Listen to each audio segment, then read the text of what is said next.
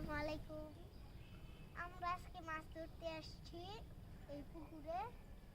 কেমনে মাছ ধরন লাগে আপনাদের আজকে কই।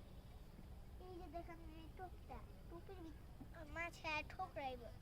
ঠোকরাইটা বুঝবেন কি আছে খায়। ঠোক একদম দুইটা থাকবো না। ওই যে টোপটা এতটুকু থাকবো না, যে তলে যে শুকনো বলছে বাঁচে ওষুধে সে টান দিবে। ঠোকরাইয়ের আগে যদি আপনার টান দিয়ে নেন তাহলে তো রইব না।